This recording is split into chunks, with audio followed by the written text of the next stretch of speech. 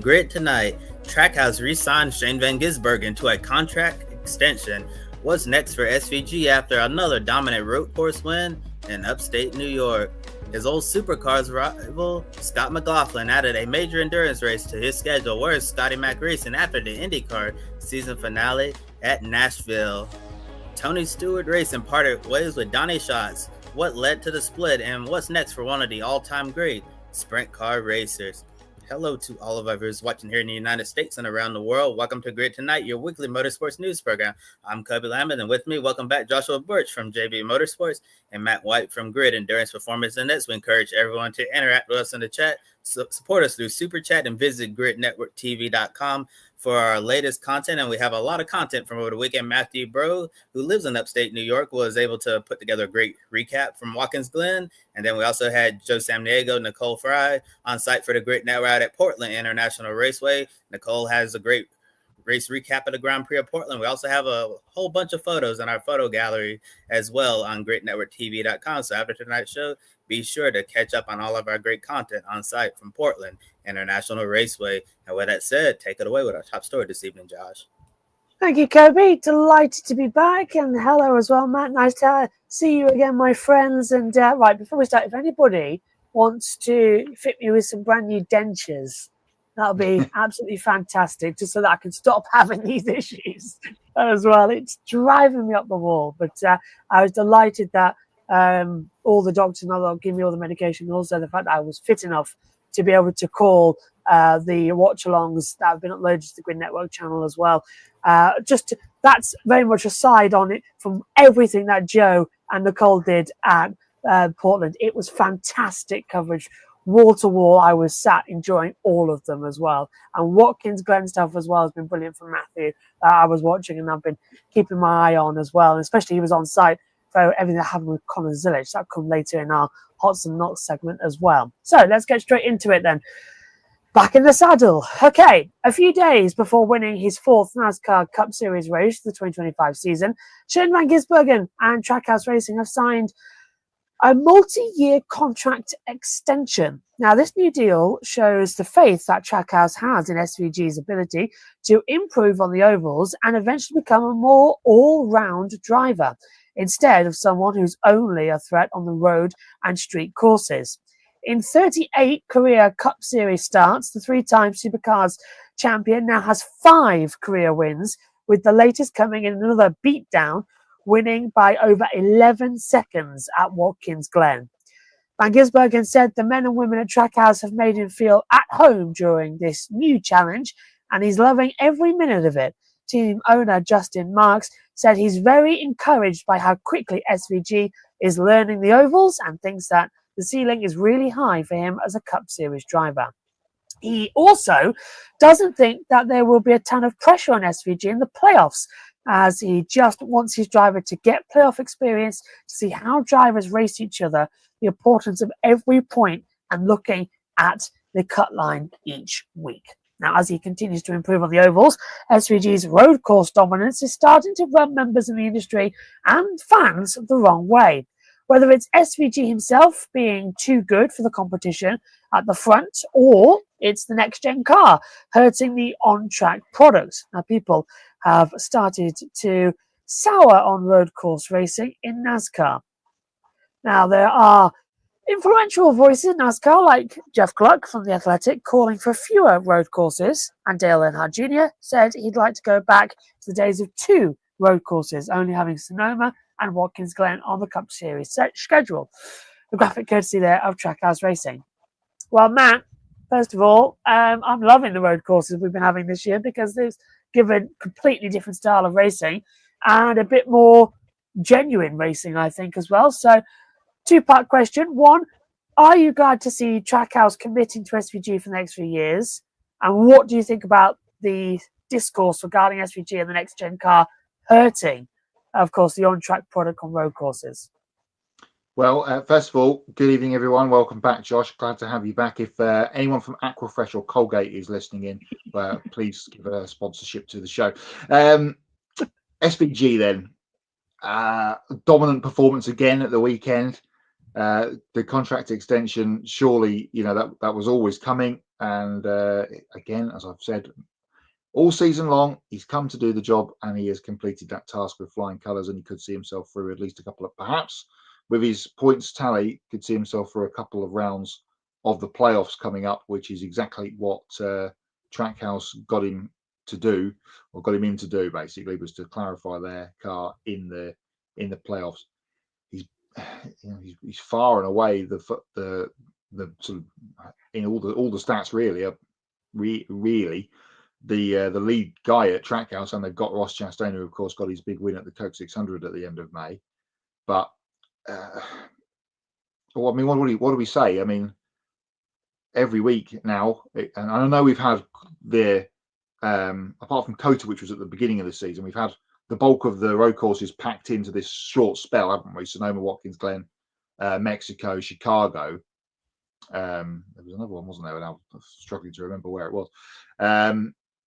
They've all been crammed into this bit of the summer stretch of the season. So I get where people's road course racing fatigue has come from. But look what he's doing to the competition. He did it at Chicago. He kind of watched and waited to see what would happen. He did it in Mexico as well. Sat in, looked like maybe Ty Gibbs might have something for him at Mexico. Didn't work out. McDowell was strong looked like he was strong in the early stages in Chicago on the street course there. And this weekend it was Blaney's turn to great pole position lap and looked like he was very good early. But SVG looked like in the end, what it turns out was he was just playing with him. And with the lack of cautions at the weekend as well, that obviously elongates his advantage over a long run where he can pull out the lead. And he certainly did that while they were tripping over each other for second and below. So come to do the job. He's doing that. He's got his contract extension in his pocket. He said this week he's having the most fun he's ever had behind the wheel of a racing car, which is no surprise, really. Would we be saying this if a Chase Elliott was doing what he was doing previously when he was winning all the road course races in a row, which he did? I think that was 4 in a row, which obviously Shane has just done, and he's 5th in total. I don't remember there being too much, discourse and unhappiness about it then. I think it's a little bit of the foreign driver coming in from the land, an outlander as such, coming in and doing the job. Road courses, this is what NASCAR, obviously very American sport, but they do have a lot of international fan base, and the international fan base are more akin to road courses than ovals, and they've got an international star to cheer on now on the road courses, sorry, and he's doing the job. I understand it. Maybe we could go down to 4. I think Ben suggested in the grid chat this week, the Glen, Sonoma, a street course and an international race. I know there's been talk about Brazil recently. It looks like Mexico's going to be off the schedule now for at least the time being. So maybe they could go back to Canada. I think 4, if you're going to have more than 2, and we need to have more than 2, 4 would probably be a good number. But I don't know. I'm really starting to get annoyed about defending my driver, and everyone knows that's regular view. I'm a big SVG fan, coming on every week and defending him for doing well. I don't understand why that has to be a thing. Where was everybody last year after one of the best races we'd seen ever in NASCAR, Watkins Glen, where Chris Buescher was side by side with SVG and they were bouncing off each other? I mean, nobody was saying it then, were they? It's just because there's not really anybody at the front who can catch on road courses now. But I'll throw one to you, Connor Zilic, next year, coming in, Cup Series, on road courses. It's going to be those two ding-donging every 5 minutes. And that's going to shut people up, because right now, he's winning by 11 seconds, but you throw in a driver who's good at road courses and who likes the car, it's going to be fireworks. Yeah, you take a look at the 3 battles they've had this season down in Xfinity at Sonoma, at Chicago, and this weekend. They've been good ding-dong. This weekend it ended in disaster with Shane being spun into the wall in the last corner and his race was ended. But they've been close battles, and yeah, it's probably going to be those two, both of them 12 seconds off up the road, and everyone else scrapping for third. And for a little while, it'll go, oh, wow, look at this is great. But then after a little while, it'll be, oh, it's those two again. Where's the rest of them? Be better. That's it. That's exactly the thing I said in 2021 as well. Everybody was like, oh, here we go. It's Max Verstappen and Lewis Hamilton, part 14 or whatever. Oh, look, they've hit each other. Oh, dear. It was when they hit each other. Yeah, that was exciting. But then it was like, oh, my God, who could win? You know, because this is anybody's now. And that's the thing. You're going to have the battles. And then when they eventually take each other out, akin what we saw a little bit in Xfinity, you then ask, oh, my God, who's going to win today? Like Chicago last year, SVG in the wall, all of a sudden that race lit up because everybody was like, oh, wow, somebody else could win this. So it's still that anything can happen. And yeah, I'll ask you the follow-up now as well, because road courses are expanding. We know we're going to have another one next year with San Diego coming in. So do you feel that NASCAR will listen to the influential voices like Dale Jr., you know, frustrated drivers and fans, and then would they downsize the number of road course races? Because at the moment, we're going still with the 5 next year. Yeah, I don't know. You could give the atypical NASCAR fan the keys to the rule book for a day, and okay, do what you want with it. They wouldn't know where to start, but they have all the answers on social media. And that's kind of where we are with this. And now the Discord has rumbled from the Twitter sphere onto the podcasts of, I mean, I listened to Action Detrimental this week, Denny Hamlin's podcast. The first half an hour of the 55 minutes or whatever it was them just bashing the car and the road courses. So I think the high ups at NASCAR actually need to take a step towards all these guys and go, come on, just calm it down. But as I said in the first part of this, you know, we are at the point of fatigue of road courses for a lot of people through the summer stretch. We've only got one more to go, and that's one that a lot of people don't like and feel like it should be off the schedule completely, which is the Roval. And you know, maybe if we get a dull race there in October, then that would maybe by that time we'd probably have the schedule out, you would hope, because we keep being told it's only a couple of days away and we still haven't got it. By the time we get to there, if it's another bit of a snoozy race like we had at the weekend, more people will be calling for that to go back to the 400 miler on the oval as well. So again, I think we said this after the Sonoma and Chicago, which I think we're back to back or very close to being with Mexico. In that segment, we're a bit all road course fatigued out. Now we've got 3 absolute traditional race tracks over the next 3 weeks: Richmond, Daytona, and Darlington to start the playoffs, where we're going to have proper oval racing over the next few weeks, hopefully. And much like at the start of the season when we were all talking about fuel saving at Daytona, the road course conversation will get pushed to one side, and then when it comes back to a road course, everyone goes, oh yeah, I remember this now, this isn't very good. And that's what happened. Quickly also on the Zilic point from before, doubling back, SVG getting his extension, so that's going to be, he's 38 now. So let's say he stays around for 2 or 3, 4 years. Let's say he gets to 42. Zilic is 20, whatever he is. He's still got, you know, a few years ago when Kyle Larson was coming through, and it took him a little while, of course, because he was at Ganassi and he didn't have the greatest equipment. As soon as he got in a Hendrick car, he was off like a rocket. Zilic has got the keys to everything in front of him if he can stay fit. More on that later. I mean, he's going to be a force not just on road courses but on ovals too for the next 20 or 25 years, however long he chooses to do this. So that's the next story after the SVG stuff, I feel like. It's another Jimmy Johnson, it's another Jeff Gordon, it's another Dale Earnhardt. It's all coming through. Hello, Matthew. It says, we really need to stop acting like this is unprecedented, though. A guy literally just won 4 straight road courses this decade. Very good point. Very good point as well. Because, I don't know, I'm trying to think. I thought my mic had died.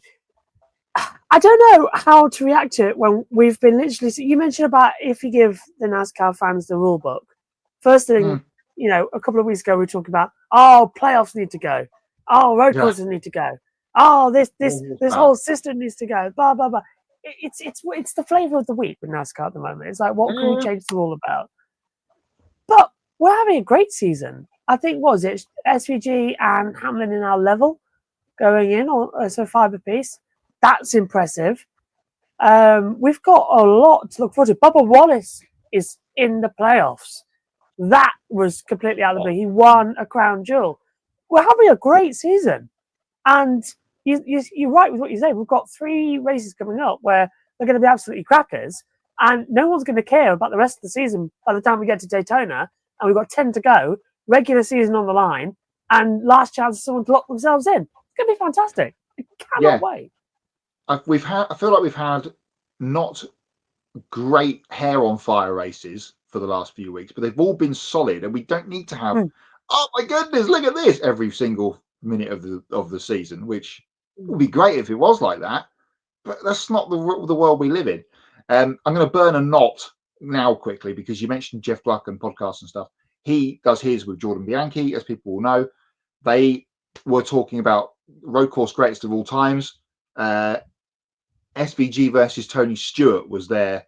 They kind of turned it down to, and Jordan Bianchi, who I enjoy listening to, but sometimes he just drives me insane, said, I'll take Stewart, in a one-on-one, that prime Tony Stewart versus now SVG, because, and I quote, he will give him a bump. That's not how we're supposed to do it. I mean, why he's been beaten, but he'll stick his out. What Tony Stewart's like, he'll give him a bumper and get him out of the way. No, that's not how it's supposed to happen. Yeah, I'm just looking. I'm looking at that very podcast. You think, why didn't they include Jeff Gordon in that? It was Jeff or Tony, basically, and they went with Tony. And they went. Well, kind of that's the way the discussion kind of went against SVG, and they went with Smoke. More on Smoke later on in the show as well. So all very, very strange. Matthew, good evening to you. Says, and for the love of God, please, we must stop acting like we didn't know SVG winning all these races and getting these playoffs. Exactly. We've been talking about this between the two of us, me and Mr. Owens, all year. As soon as he gets one on the board, he was going to be off. And let's face it, he had a terrible run at Cota back in March. If he'd won there as well and swept all the road courses, and Christopher Bell, of course, ended up winning that one, he'd have even more playoff points for people to complain about. He would be top of the seed as well. He would have piece. I just, you've got to respect the talent. And I think this thing, if you didn't see him in Supercars, you don't understand the level of brilliance he is. Yeah. And that's why. Yeah. When he got announced to go and do Chicago 2 years ago, I went, well, he'll win there. And everyone went, who is this guy? No, don't worry, he'll win. And then it rained, of course, which obviously helped him out to some degree. But I really wish I'd put a bet on. Yeah, you would have gone a lot. We'll get back to NASCAR a bit later on as well. Got another couple of stories lining up, including one of them with Tony Stewart, surprisingly. But moving to IndyCar now, and after the 2025 Entity IndyCar season comes to an end, Scott McLaughlin will begin preparing to compete in a major endurance race. McLaughlin is set to enter the Intercontinental GT Challenge Suzuka's 1,000 kilometers on September the 12th to the 14th. He's going to drive a Corvette Z06 GT3.R in partnership between as well. Oh, guys, help me out here. It's mind blanked me. Johor Motorsport. Johor Motorsport. Thank you. I came to it and I thought, do you remember that scene? Do you remember that scene in Star Trek where Picard is getting coached to how to pronounce an alien name? That's all I had in my head as well. Eugene Chafor. That's what I had in my head, so I couldn't pronounce it right. Thank you. So, Johor Motorsports Racing and Corvette Racing with an all-pro driver lineup consisting of McLaughlin and two General Motors factory drivers of Nick Gasberg and Alexander Sims. Now, the Team Penske IndyCar drivers' latest IGTC race was back at the 2018 Bathurst 12-hour and drove the Corvette GT3 car in the Rolex 24 at Daytona earlier on this year in a joint effort backed by TF Sport and Trackhouse Racing. Now, McLaughlin said he's sure that there will be a lot to learn about the Corvette that he hasn't driven since Daytona, but hopes to bring back silverware, and the photo taken by James Gilbert from Getty Images. Yeah, never be a fan of Star Trek and then expect that to be in here because it just randomly pops back in as well. But Kirby's back with us, and I'll start with you on this one. With his IndyCar season not going according to plan, is this a good escape for McLaughlin to have some fun racing again and to sort of build up and rediscover any lost confidence entering the off-season? Yeah, Josh. I think that this is definitely a fun opportunity for Scott McLaughlin. And I think a few hours or even a day before this announcement come out, he teased on his social media, showing a track layout of Suzuka. And people were wanting to say, are you really going to race at Suzuka? And then we got the announcement, during the wee hours of the morning here on the East Coast that Scott McLaughlin was going to be driving a factory Corvette, in the Suzuka 1,000-kilometer race. Looking forward to seeing how he gets along in this. But yeah, you mentioned IndyCar season has not gone according to plan for Scott McLaughlin or Team Penske in general. But, Will Power, he was able to break through, win the Grand Prix of Portland for the third time. And it was also Team Penske's first win on the IndyCar side of things. This year is really crazy. We're mid-August now, and this was the first time we saw Team Penske driver go to victory lane. But Scott McLaughlin, he had a decent weekend at Portland. Top 10 finish, and considering how it's been going for him, throughout the year, I'm sure him and that number 3 team take that as a win.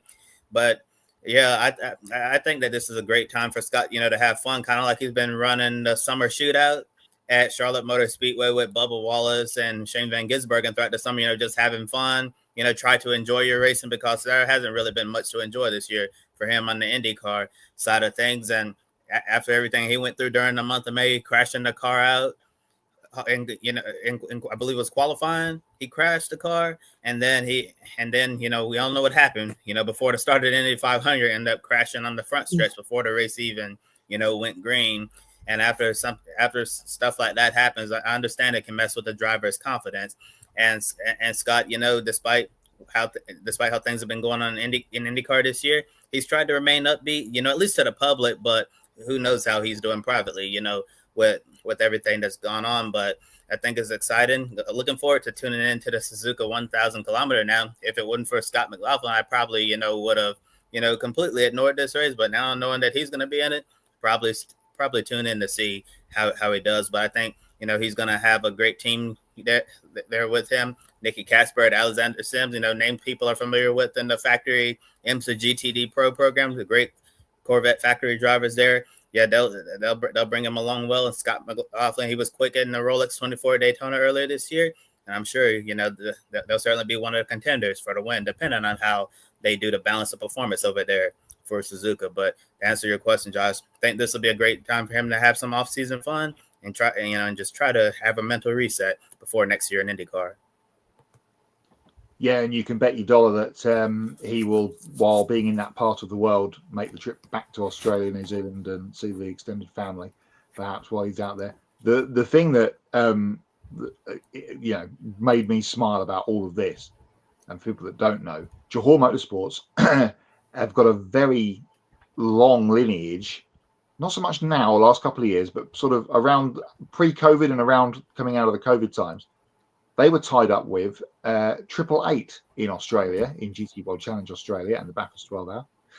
888, who used to run Shane Van Gisbergen in the Supercars Championship, who was up against Team Penske DJR Scott McLaughlin. So we're going to see Scott McLaughlin in a T8 inspired Corvette. I mean, if you'd gone back to 2018 and said, oh yeah, Scott McLaughlin's going to be running in Triple H's GT team. What? No. That won't happen, but now it is, which is just a little added fillet for if Adam's watching, I'm sure he'll be all over that as well. But the Supercars fans among us would have gone, really? What? So it's cool. And as you said, guys, he did do well as part of that WeatherTech TF Sport entry at the Rolex 24, and it's nice to see that car indeed there. Thank you, Kobe. So it was part of that lineup with SVG, of course, and Connor Zilic.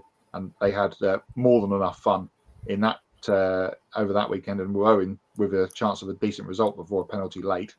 So it's going to be interesting to see how he goes. Of course, I'm pretty certain he's never been to Suzuka before, apart from on iRacing.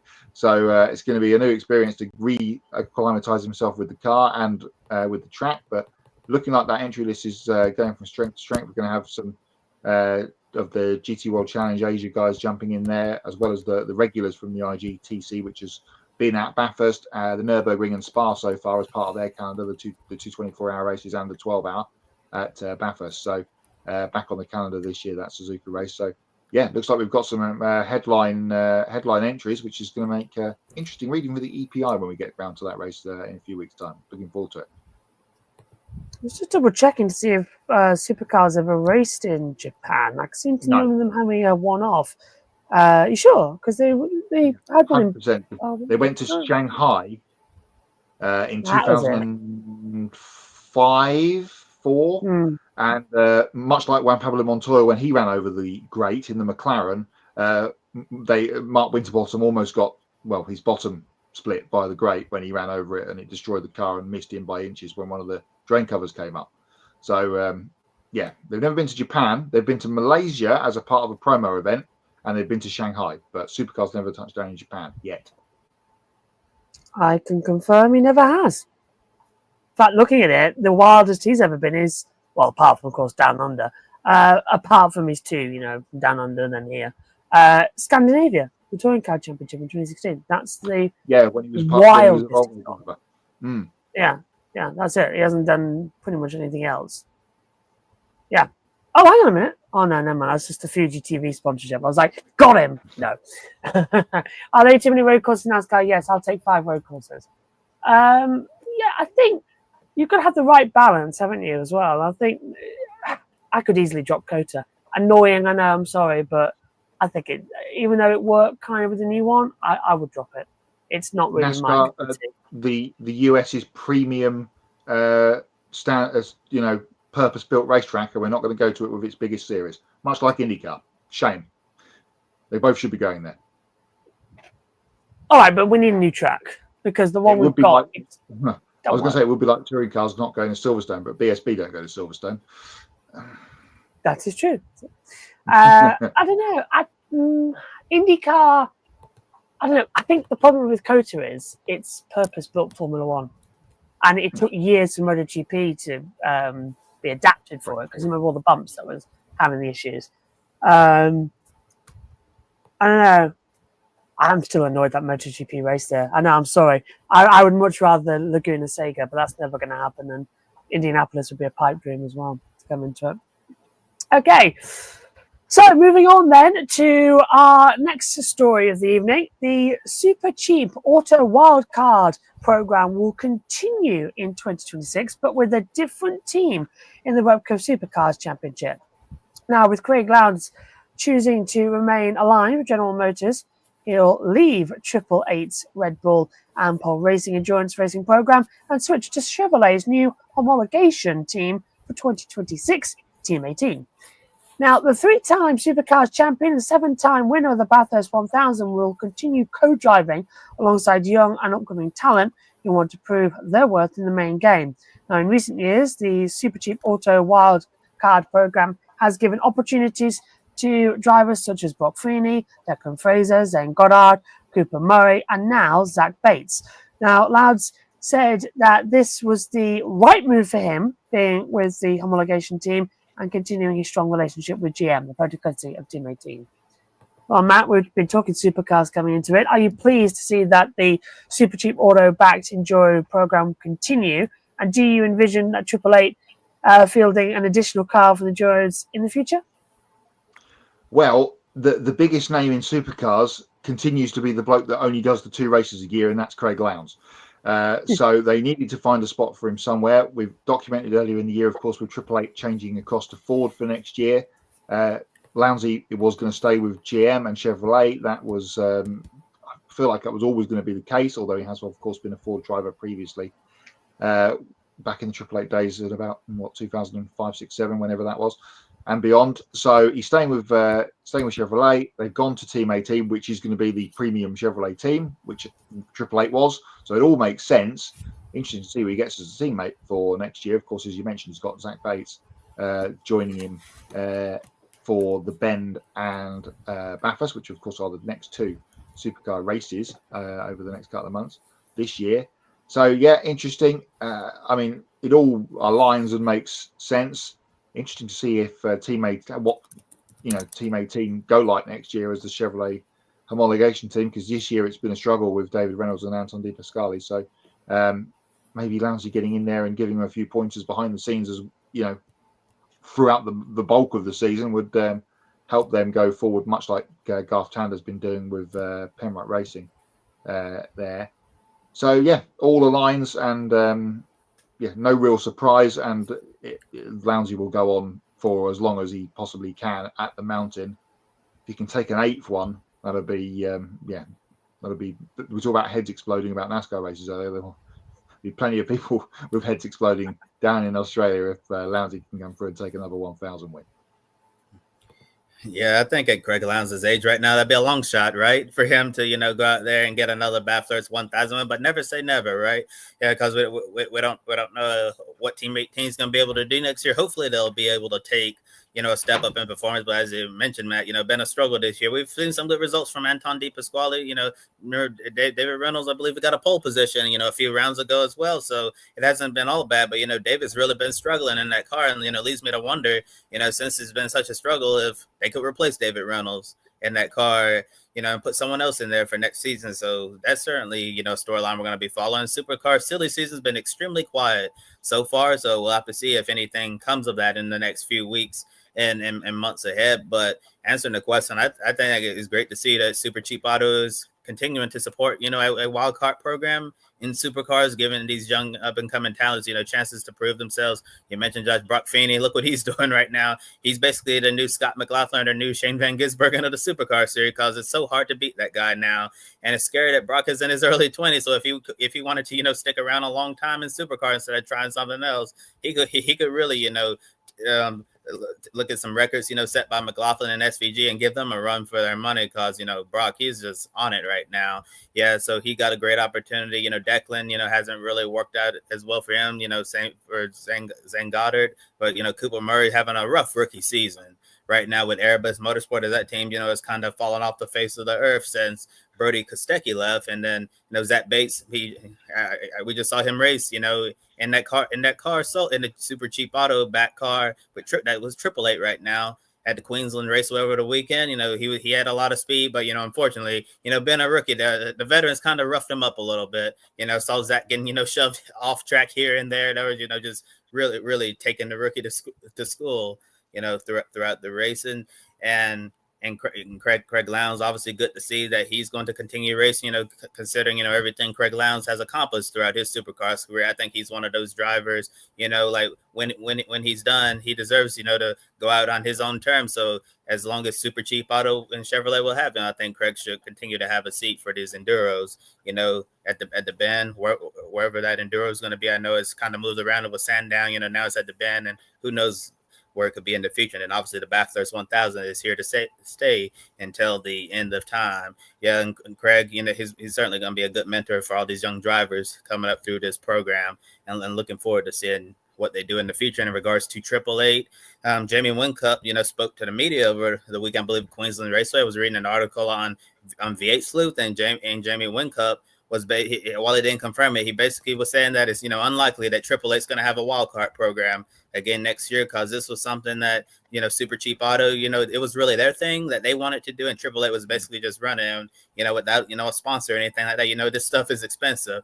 Yeah, so it's highly unlikely that we're going to see a Triple Eight wild card entry in 2026. It would be such a shame, but at least, Super Cheap Auto is going to a different Chevrolet team in 2026 and beyond. And Adam says it makes a lot of sense regarding Super Cheap Auto going to Team 18 for the wild card. And he says, by the way, do you think Craig Lowndes will win his 8th Bathurst 1000 in the future. I've already answered this, Adam. I think it's highly unlikely. I believe he's 51 years old now. He still hasn't lost a significant ton of speed, but he's certainly not prime Craig Lowndes anymore. And the teams are obviously going to focus on their full-time drivers a lot more in these situations, and then the wild card teams they'll obviously get a lot of attention, but probably not what you would get from a full-time team there in the grid. So I do think it's going to be really hard for Craig Lowndes, especially if he's going to continue to have these young drivers in the car who are young and inexperienced, likely coming out of Super 2. Then main game is a big step up from Super 2. We've seen time and time again in the past. You see someone who ran well in Super 2 jump up to the main game and completely struggle.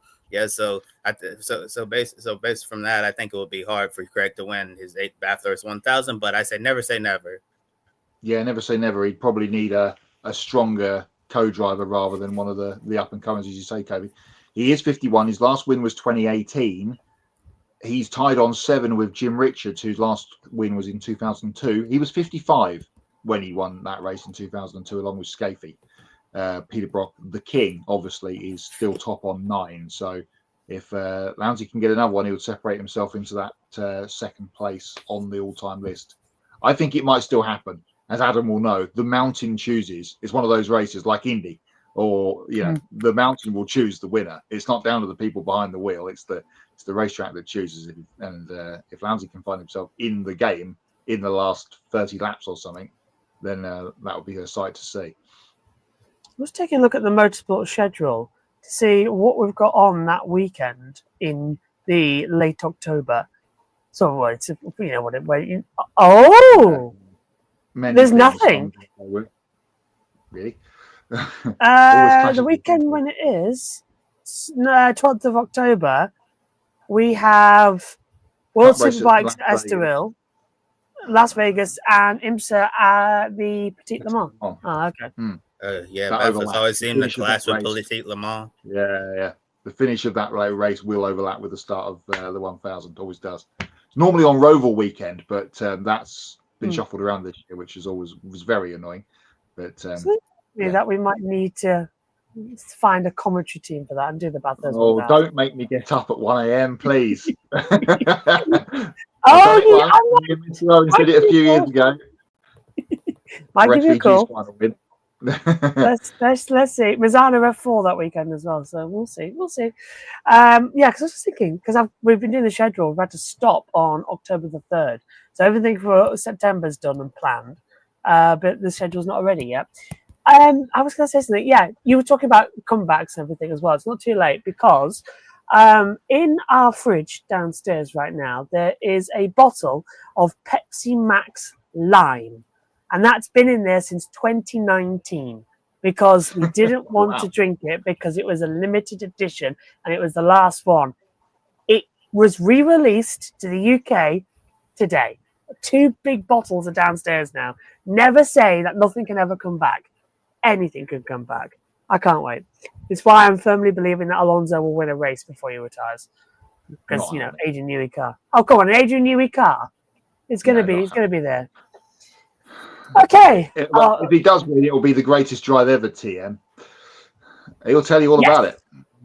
I would say that we could see Alonso winning maybe I'd say Monaco next year. And that's not as daft as it sounds because he almost got pole in 23. Almost. What was it? By a tenth of a second. Verstappen. I was still... that's one of those laps where you always... what was it? Senna 98. Senna 88 Monaco. Hamilton Singapore in 2019. To me, it's Max's lap at Monaco in 23. He was down in sector 1, down in sector 2 by over 2 tenths. He gained it all back in that last sector and put it on pole by a tenth. I still remember being astounded in the commentary box as to how he did that. I could not believe it. It was one of the best laps recovery I've ever seen. And that's why I always say to people, oh, Max isn't a real driver, all this. His qualifying laps, I think, prove how good a driver he is. So it's unbelievable.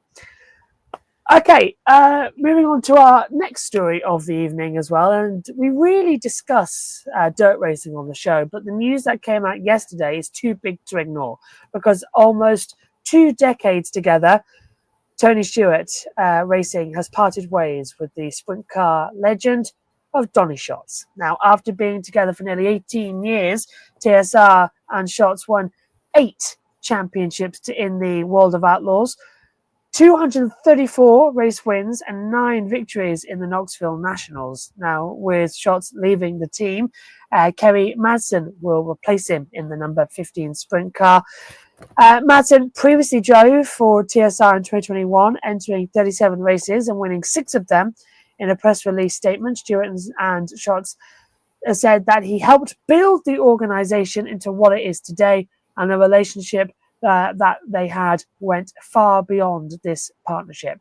In an interview with Flow Racing's Kyle McFadden, Stewart revealed that it wasn't a mutual parting of ways. Stewart said he didn't think Schatz was too happy to get the phone call on Tuesday morning about the team's plans to move on from him, and added that they've thrown the kitchen sink at the whole program to make things better. He also said that he's too much respect for Schatz to keep beating a dead horse, and figured at some point you have to admit that it simply isn't working anymore. The link to this article and the interview is in the video description below, and photo taken by Trent Gower.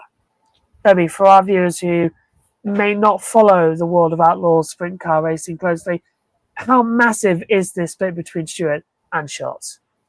Yeah, as you mentioned at the top, Josh, we hardly ever talk about dirt racing on this show, especially, during this part of the show. Usually if there's a dirt racing story, it's during my section. But, Donny Schatz, he's one of the GOATs of sprint car racing in the World of Outlaws. Like, to put into perspective for our viewers who may not watch or follow the World of Outlaws closely, this would be like Rick Hendrick, parting ways with Jeff Gordon, when he started, to decline in performance, or in IndyCar. It would be like, or it's something that could happen, within the next weeks. Weeks ahead. It could be like Team Penske moving on from Will Power, because that's how good Donny Schatz is. And let me just read to you, Josh, some of his stats. The prime of Donny Schatz's career, really started around 2013, and then around 2020, that's when it started to fall a little bit. And in 2013, he won 23 races, 2014, 26 races, in 2015, 31 races, in 2016, 2017,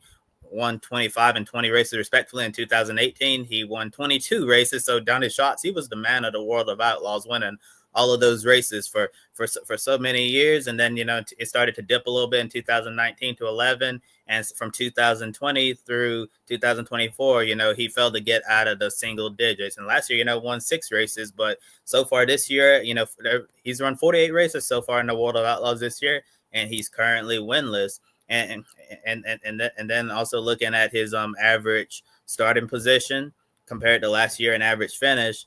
I know last year his average starting position was 14th place, or was that this year? Oh, never mind. Reading this chart incorrectly. His average starting position. I'm looking at the wrong thing. Last year his average starting position was 11th place, and this year it's fallen 3 spots. Down to 14th place, and his average finishing position last year, 6th place, and his average finishing position this year, has dropped down to almost 10th place. So Donny Schatz, is one of the all-time greats in sprint car racing. So it was a massive shock to everyone to hear that, Tony Stewart Racing was moving on from him.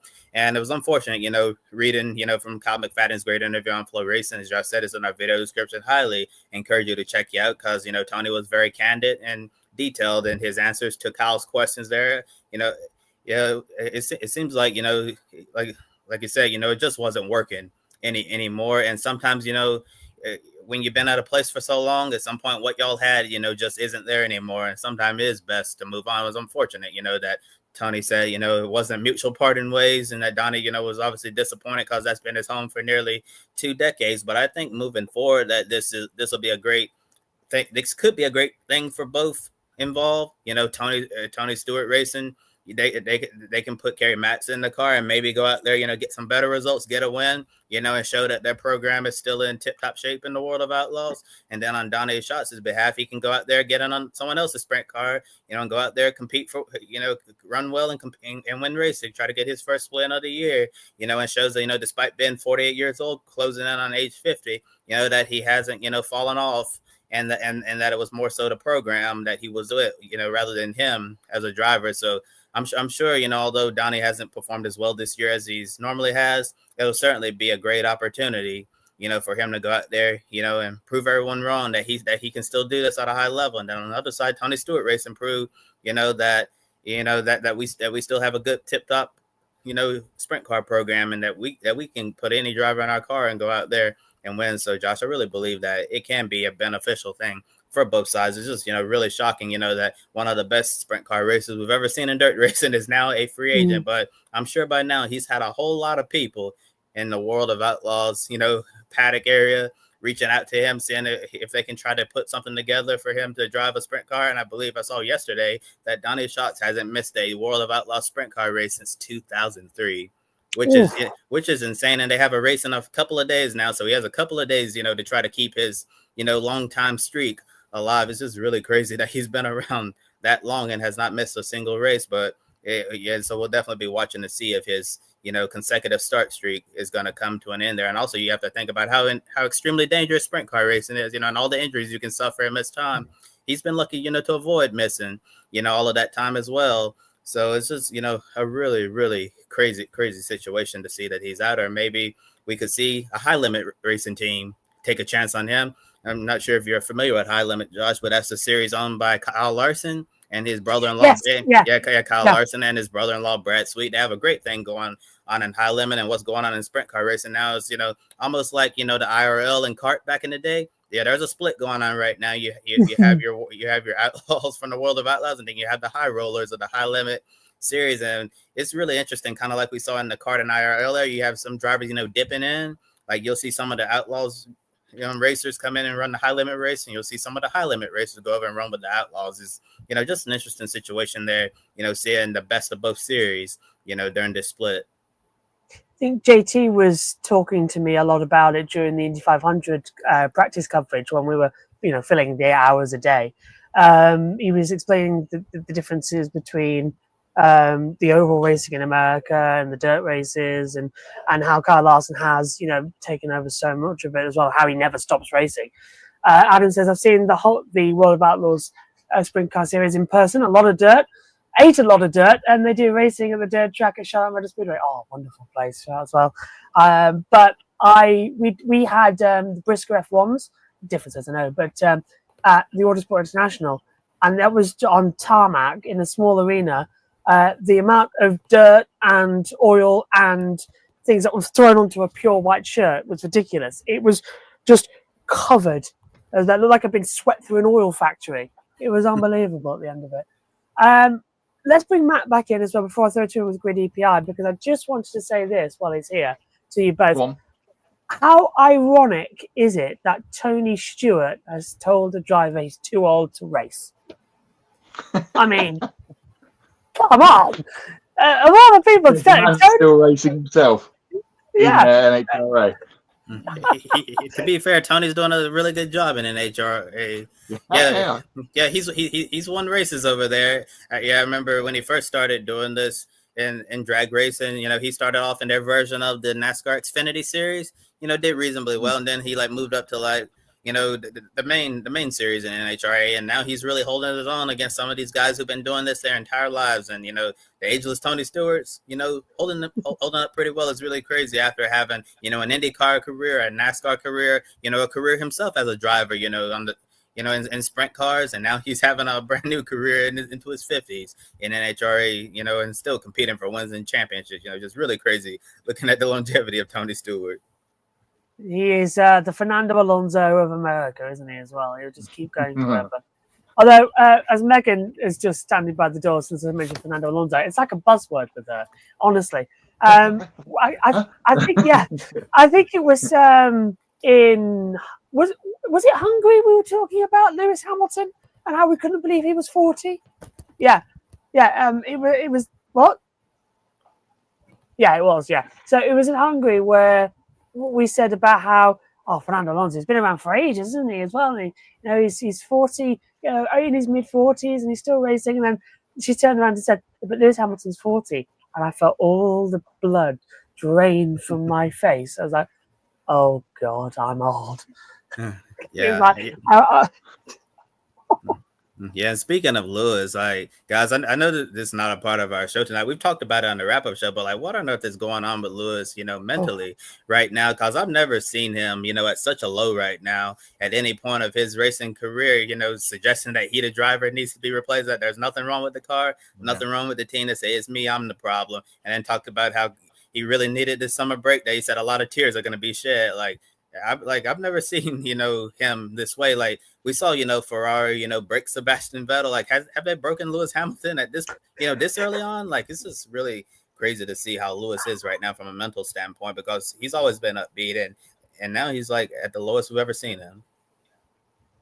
Do you want to go first, Matt? Well, I mean, yeah, those comments he made at Hungary, one of his best tracks. What was it? His first time first time that weekend he'd not finished in the top 10, or whatever it was, something wild. He didn't quite say those kind of things towards the end of the McLaren era, but he was perhaps hinting at it. So, I mean, what has he got? As well as we think, he's got the rest of this year and the next on his contract, so he can get into the new red car. I mean, if Leclerc is still beating him, and Leclerc had a great weekend, didn't he, at Hungary a couple of weeks ago? If he's still being massacred by Charles every week, then the end might be high, which we kind of thought it kind of might be anyway, but I didn't expect it to go this badly. Especially after my driving so early on, of course, at Shanghai when he won the sprint race, second weekend of the season. You're like, here we go.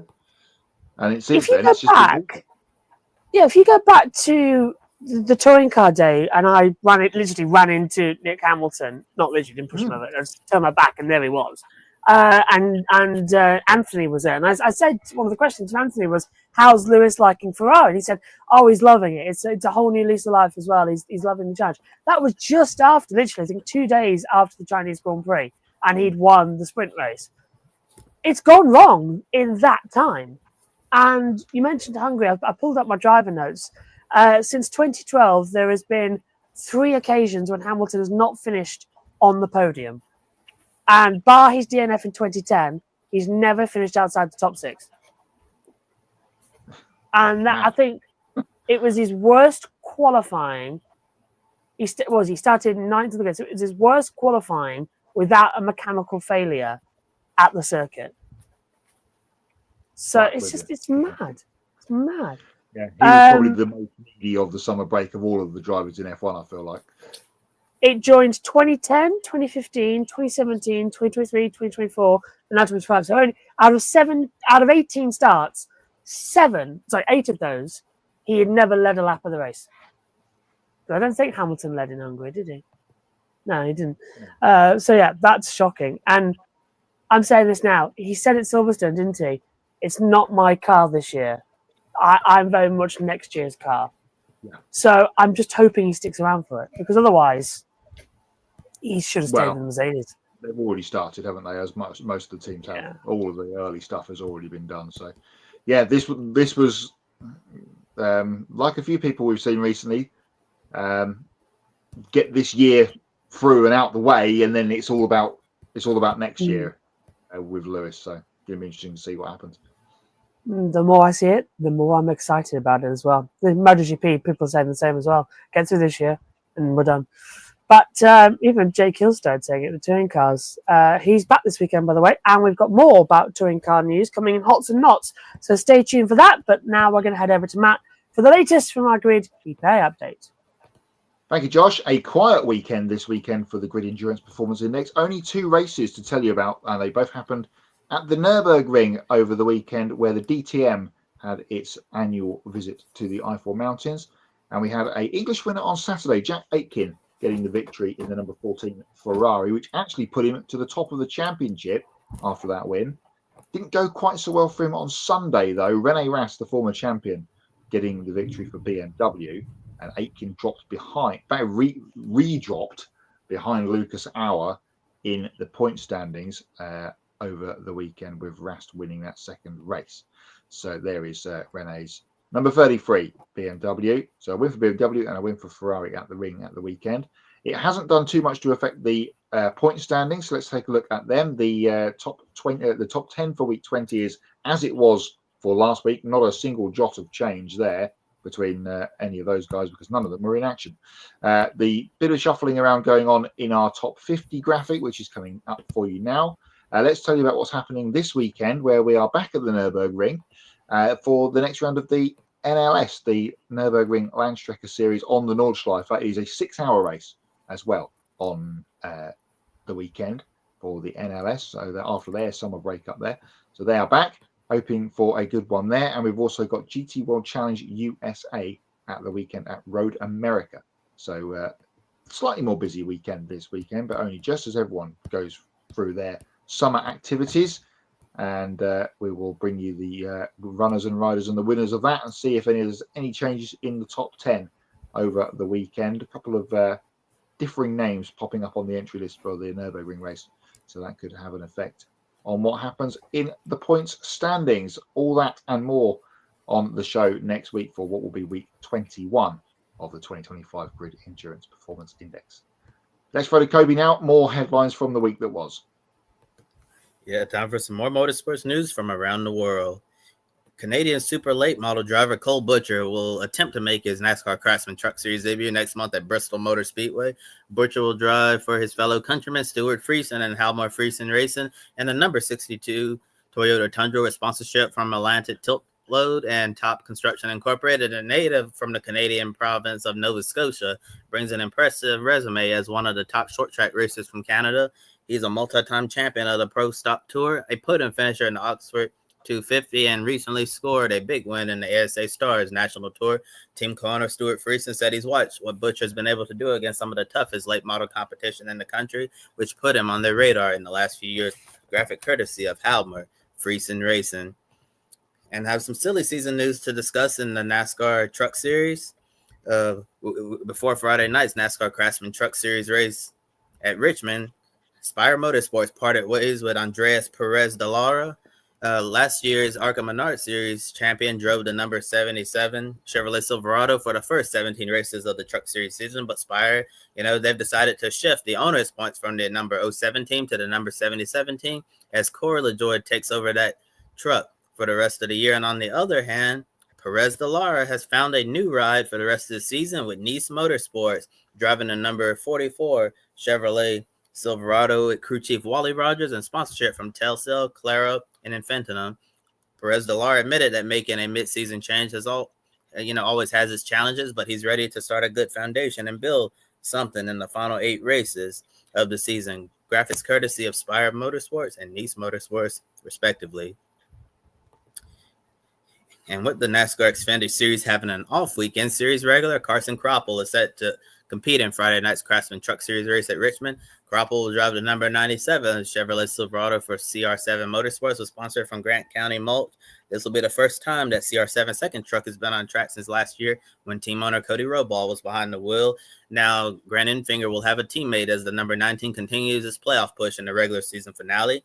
Kroppel said this will be a bit of learning curve since he's never been to Richmond, but he's looking forward to this opportunity to stay fresh behind the wheel during the Xfinity Series off weekend. Graphic courtesy of CR7 Motorsports. And some big news here stateside. To go along with this Fox Sports TV deal, MotoGP, in partnership with C15 Studio, is launching a 24/7 streaming channel in the United States. The MotoGP channel went live earlier today, which is a free ad-supported streaming fast service. It's actually similar to the new NASCAR channel that was launched earlier this year. And this new channel will give American MotoGP viewers extensive live coverage each race weekend of the Grand Prix races, the sprint races, practice, qualifying, including Moto2, Moto3, and Moto E events. Besides the live events, viewers will be able to enjoy classic MotoGP races, documentaries, and programming stunts with this new service being available on Amazon Prime Video, LG channels, Fire TV, Fubo TV, Plex, and Sling Freestream. Dan Rosamondo, MotoGP's chief commercial officer, said the new channel opens an exciting new avenue for American fans to engage with the sport, and they're happy to give them a new way to experience MotoGP. Photo courtesy of MotoGP. And now we end our news segment with some unfortunate sad news. On Saturday night, 53-year-old Ronnie Brewer passed away after racing at Bowman Gray Stadium. He was competing in the sportsman division race until his car hit the outside wall hard in turns 3 and 4. Track officials, immediately rushed to Brewer's car, where he was removed from the vehicle and transported him to a local hospital, where he was later pronounced deceased after a medical emergency behind the wheel. And in the history of Bowman Gray Stadium, Brewer was the 5th driver to pass away at the Winston-Salem short track, known as the Madhouse, and he was the first driver to lose his life there since Bubba Beck in the year 2002, according to Flow Racing. And on behalf of everyone here at Grit Network, we extend our deepest condolences to Robbie Brewer's family and friends during this difficult time, and may his memory be a blessing. Photo taken by Eric Messer. And that's all of our headlines for the week. Now I'm going to throw it to Matt for Pick a Winner. Thank you, Kobe. Pick a Winner is back for another swing this weekend, and hot off the press. Thank you, Joe, for sliding the graphics in right on time. I've slipped away from the top 2 because, like an idiot, I didn't make any picks for Sunday, including SVG. Just gave away points. And I've slipped away from the top 2, and so has Kobe. To be fair, he's now 4 points behind Matt B, last year's champion. So it's getting tighter. The tightness at the top is unwinding a little bit. Josh has made it into the top 10 with his 9th position there on 20 points. You can make it onto the first page because there's still people down there at the bottom with 1 if you can select a winner this weekend from the 3 points available.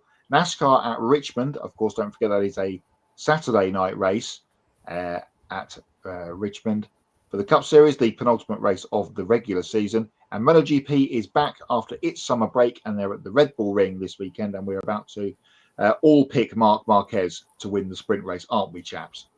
Kobe?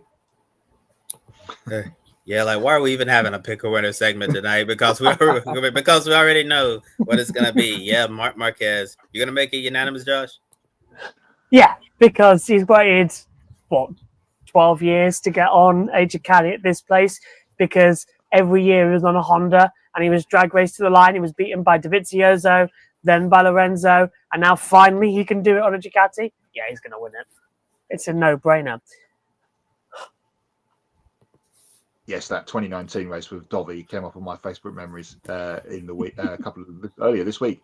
What an epic last lap that was. Joe is also going for Mark as well. You can get your pick in for the Pick a Winner by using the hashtag Pick a Winner across the Grid Network TV socials.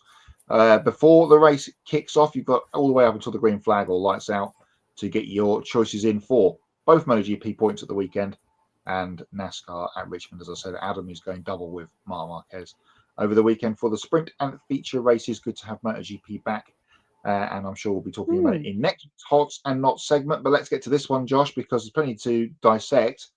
Let's start with the good stuff. Okay. Do you want to read a confusing thing that I've found out? This coming from MotoGP in a press release. I haven't checked my emails today because I'm busy. 1000th MotoGP race at the Red Bull Ring. The MotoGP race at the Austrian Grand Prix will be the 1000th MotoGP race to take place since 1949. 8th of May 2023. From 1949 to 2023, a short journey through 1000 Grand Prix. Behind the scenes at the 1000th birthday party, 4th of August 2025. Now, I've done some research, and I think what we're going for here is that this is the 1000th Premier Class Grand Prix. And the reason is because back in the day, not all Grand Prix featured all the classes. Some didn't feature the 500cc. It's like IMSA when they don't have the GTP cars, for instance. Yes. So it's completely confused me when I looked at it. It's going to confuse everybody. This is the 1000th MotoGP Grand Prix, but it's not the one. It's not for the Moto2 or Moto3, the sport categories that will go back a number of years. And their lineage through 250 or 125 or whatever. Yeah, this is solely down to the Premier Class. Mm. We're going to have this again in around about 15 years when MotoGP, when it became from 2002, we're going to be celebrating its 500th Grand Prix and the 1000 MotoGP. I'm like, just shoot me now. And we still don't know. Does sprints count? because they count in World Superbikes, because that's been going since 1992, and just a couple of weeks ago we celebrated its 1000th at Hungary. Yes, we did. Yeah, a couple of weeks ago. Yeah, we did. Oh, goodness. No, don't speak to Matthew Owens. He will tell you that sprint races don't count. They don't count. They're not part. It's not a Grand Prix. They don't count as Grand Prix. It's part of the whole weekend. I view them as it's part one, then part two, put them together, or get rid of them. I don't like sprint races. I never did. We put up with them, but they're not good. A couple of bits of housework too in MotoGP race. Sonkat Chantra won't be racing this weekend or the next weekend in Hungary. Alicia Spargo is taking over. And this is going to be the first weekend with the new stability control that's been wheeled in.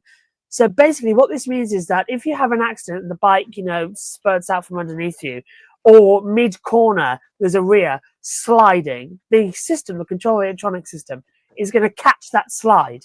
So it's hopefully going to reduce the wheels spinning up and causing the violent high sides we've been seeing this season with them getting spat up in the air. So this is going to be a new thing. Good place to test it at, because 5 years ago, we knew bikes went flying. Maverick Vinales and Valentino Rossi with two bikes inches to death. So yeah, good place to test it. It's just something else to go wrong, isn't it? Much with launch control and ride height devices and all that sort of stuff. Just stop putting it on, just take it all off. I'm looking forward to it's lights out, pull the throttle back, and whoop! Yeah, up they all go. They turned into Max Biaggi from Brunel all those years ago. Yes, Right, hot and can I roll out a quick rallying hot from the weekend? And it was actually 2-in-1. Siblings of famous people getting on podiums. Leah Block got a podium in whatever class she was in American Rally this weekend at the wheel of a Fiesta, and Max McRae became the first McRae to be on a British Rally Championship podium for about 25 years. He's the son of Alistair, nephew of Colin, who was still with us. He was second in the BRC race at the weekend. So a McRae back on a BRC podium, it just evokes memories of the early 90s and the Subaru legacy with Rothman's colours. I was going to say, I wish it was in when a Rothman. The BRC was cool many years ago. I've got a couple of hots. I really enjoyed Portland. I think it silenced a lot of people who said, why are IndyCar racing here? It's either a crash fest or it's boring. It was fantastic. From start to finish, it was a chess game of tyres. The heat helped, but it was literally, Palou didn't win the race. He won the championship. Great for him. But it was like Lundgaard, Power, Palou battling hard, Lundgaard forcing out Palou. Will Power, when I came to put in the picker winner, I so wish I put Power. I was thinking in the back of my head throughout the entire day, he's starting third, it's his track, he's won it twice before, this is his day. And lo and behold, Power goes on and storms it and wins it. How critical was that for his season? On the weekend where he told Nicole and Joe, I'm here for racing, I love it. And, how everyone's been saying he's so uncertain about where he's going to be. He won it. Now, has that locked him in to be a Penske driver next year? Or is Malukas already done and dusted? Yeah, I said Malukas would get that drive at the beginning of the year when we were talking about IndyCar stuff. So interesting. It might have saved him, mightn't it? And the hot goes to, as we mentioned at the top of the show, Nicole and Joe for their sterling work all weekend at Portland. And you can check out everything on the YouTube channel and on the website with the photo gallery, as Kobe mentioned. Adam says SVG dominating Watkins Glen hot, Palou winning the championship hot, Will Power winning the races you just mentioned hot, and as I just mentioned, Grid's outstanding coverage of the Grand Prix of Portland. Very good weekend all round for us. Hot for us. Joe says hot Power, Lundgaard and Palou's battle, as you just mentioned as well. I feel like IndyCar needed that a little bit as well after a season where it's been boring. Let's admit it has been boring. Even the 500 was boring. I've not watched the races. Road America is my next one on my list. I just haven't. There you go. Checked out of IndyCar. So, and I think I'm glad it happened when we had people on site as well. It was a fantastic weekend, and I thoroughly enjoyed it. Me and Tom were in the commentary box that one, and we were loving every second of it.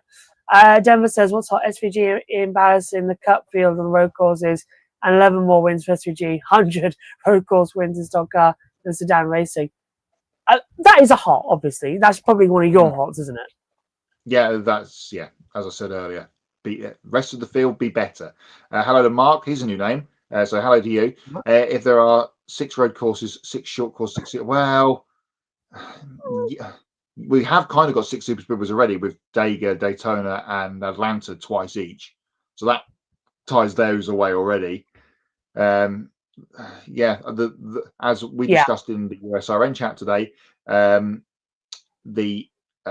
this car works better on the intermediate tracks, and we don't have many of them anymore because we've lost a few of them. Chicago, Kentucky, we've only got one day at Michigan now. Fontana's gone. We've only got one day at Pocono now. The cars aren't aligning with the calendar because when we had all those tracks, the car wasn't great. Now the car's good on the intermediates. We've lost the tracks. Wonder whether the fact SVG is for perhaps. You said earlier. We talked about that at the top of the show, Mark, as well. So that's, as I said, if Chase Elliott or Christopher Bell was doing this, I think the conversation would be a less. Ironic, considering the president's Scottish. I don't think I have any more hots. Because no, it was a quiet weekend, wasn't it? It was only 2 series on. Kind of, yes. I've been in full catch-up mode, still going through stuff from April. I do Denver here as well. That's my hot is trying to get through stuff from April because I'm still 4 months behind. Whilst not NASCAR Clowns fan dismissing SVG for playing in the playoffs, I guess we should dismiss Josh Berry for being in the playoffs then as well. You won a race. Yeah. He's in it. Byron only won one until a few weeks ago. Yeah, well, indeed so. He's been close on a couple of occasions and doesn't happen. So, going to be interesting to see if we get much like last year with the Austin Dillon thing, because he was going to win the race before that late caution. If we get a bit of a surprise winner this weekend, and then of course at Daytona next weekend. I'm so glad you mentioned in Austin. Should we go to Knots? Yeah, go on. I'm sorry, but I can't look at Austin Hill seriously anymore. Because even though he didn't do it deliberately, what on earth is going on? What is going on? He comes back and immediately does it again. You would think, wouldn't you? You just had to sit out the one race you'd come back. I'm just gonna stay out of things. I'm just gonna keep my head down, score the best result I can possible for the team. And bosh! Sorry, Michael McDowell. Here's a right hook. And looks behind everybody and causes all that. Yeah, and what a shunt that was for the people coming in behind. There was some scary hits from those guys. I was watching it live on the iPad. I was like, wow. Yeah, they were talking about on the teardown, Jeff and Jordan talking about that it's a bit of a radio dead spot in that zone. So there's no spotter coverage for whatever reason. So people coming in were going off the visuals rather than the spotters, and all they could see was dust, and they were still plowing in as fast as possible. There should be a signal in the car where they can put a screen in to have flag warning like they have in the WEC or something like that. Yeah. Or maybe a track map where it goes yellow in certain areas as well, just to help them out a bit, because it was a dead zone. SVG going in the wall, that was a hard hit. The car literally bouncing back. That was a knock. So I generally thought, oh, that's a biggie. And he didn't hit the tires, did he? Hit the actual barrier. I thought, oh. The central barrier, Connor Zilich, that was awful. Oh, that was scary. Really awful. When I saw it, I was I think we can say now because everything's so not okay, he's broken his collarbone, but alive is the best thing. I thought he was dead. I genuinely, the way his ankle got caught, the way his neck sort of went, I thought, oh, that's it. It's one of those things where it's lights out, bye bye. And I'm so glad he got out from that. It just it's one of those things. Yeah, you wince when you see it. You can't help it. I was all manner of confused because I woke to notifications from NASCAR saying that he won the race, and then people posting his tweet in saying that he broke, or people saying he broke his collarbone. I was like, what? How can you win the race with? What's going on here? I had to go and investigate. But yeah, scary. If that had been a few inches either way, then it could have been neck or skull or all sorts of things. He's taking it all in good stead, though. If anyone saw his tweet yesterday about the full risk armband he had to have on after he had the operation, was very funny. He's got a week off. He's got a week off this week, of course, because there's no Xfinity. So back at Daytona in a couple of weeks, hopefully kind of healed-ish. And he's under pressure from SVG to say, well, you better win it, because I did. Well, exactly. That's the thing, isn't it? You know, his now mentor, SVG, in 2021 fell off a mountain bike and broke his collarbone. I'm trying to remember from top of my head, I think that was the Monday or Tuesday of race week to Sandown. And then he came from 16th on the grid in the first race and won the race with one arm. If anyone hasn't seen that, once we've finished here, find it up on YouTube, Sandown 21 SVG. It's just an incredible drive. It's why we say how good he is. Yeah, there's SVG stuff, and then there's that, frankly. I think the biggest knot of the week, and is touring cars at Knockhill this weekend, is what's happened to Powermax Racing. If anyone hasn't seen that story, their whole premises gone, burnt to the ground on Friday, I think it was, Thursday or Friday last week, and they've lost everything. Their British touring car cars, their TCR cars they had there, it's all gone, and it's just horrible. And I am amazed at the support from the fans on the GoFundMe, and also the paddock. Honestly, what a family! What a family! And I saw on the Touring Cars Facebook page this afternoon that their trucks have arrived at Knockhill, so they're going to be racing this weekend. The only two trucks that survived, by the way, because they were already on the route, so they got lucky. Yeah. So they've arrived because they were already en route. They went from Croft straight to Knockhill, from what I understand. But the cars are destroyed because they went back for the retune. But they've got the two Cupras. One is Scott Sumton's from last year, and one was being driven at Croft by Stephen Jelly from the Unmotorsport. So that's going in. I'm so amazed. I think a sort of hot from this is the fact that they're still going to be on the grid, and that is amazing because we were very worried with one motorsport gone and PMR gone. We'd be 4 cars down, and now we're going to be still there with the same amount of cars. Is unbelievable, and I think I don't know when I'm next there because this end of the season is a bit nightmarish with schedules. I'm looking at Silverstone, but might have to stay because I think there's a championship being decided. I think Baku is the earliest the constructors for McLaren can be decided. So I don't think I can miss that. So I'm hoping to get there, but it's such a popular team, PMR, and the drivers are so lovely. And let's not forget, Mikey Doble won earlier on this year. So anything's possible. Yeah, he won it at Snetterton. So I just hope they get back on the feet ASAP because they are a really strong team.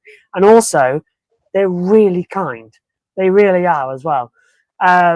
Also, I got stuck in the pit lane at Oulton Park on the fan walk, and I had to get back to the other side of the circuit for race 1. And bear in mind, their garages were down and the door was open, and I saw their media rep, and he dragged me through and got me back out the other side because otherwise it'd taken me 15 minutes to walk down the other end of the pit lane, back over the bridge, and back into the back of the paddock. So I was just able to straight through the garage. So lovely guys, honestly. And also they make the best cuppa. So remember that if you're over a trackside as well, if the kettle survived. So I think that was great. And Knockhill is going to be fun this weekend. So do take a look at that.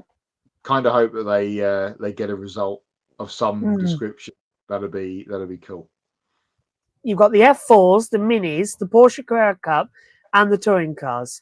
So that's going to be a fun weekend. Not Rasmussen and Daly at Portland. Yeah, I thought you might have brought this up already, to be fair. I was waiting because I don't know where I stand on this because I know Rasmussen was being a bit of a wally and was throwing Daly off left, right, and centre. But I don't know. I don't know how I rate that last crash, because I don't know. Daly was on the outside, Rasmus on the inside. Yeah, I know Rasmus got backed off, but Daly, in my view, shouldn't have been there. You don't overtake around the outside to turn 12. Why was he there?